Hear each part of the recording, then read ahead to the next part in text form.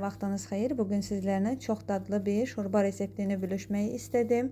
Bilirəm ki, hər axşam fikirləşirsiniz ki, sabaha nə bişirək, necə eləyək. Ona görə də sizin üçün fikir olsun deyə bir video paylaşmaq istedim. Sabaha bişirməyə, bu da sizlər üçün bir fikir olsun. Əvvəlcə mən soğanı xırda-xırda doğrayıb yağda qoyuram. Üzərinə isə bir ədəd pomidoru qubi şəkildə doğrayıb əlavə eləyirəm.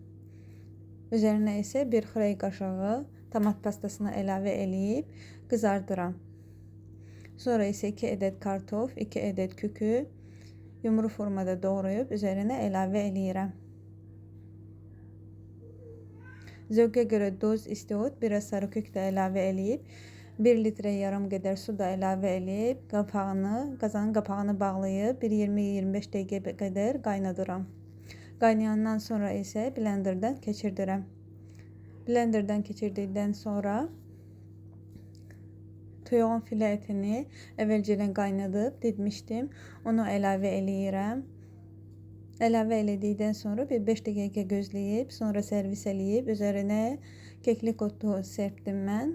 Nanə də sərpə bilərsiniz. İstəsəz kəşnişi də doğrayıb əlavə eləyə bilərsiniz. Zövqə görədir.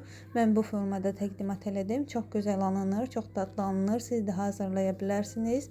Videomu da bəyəndiyseniz like eləyin, komment yazın, takib atın. Hazırlayacaq olan hər kəsə indidən nuş olsun. Hələlik.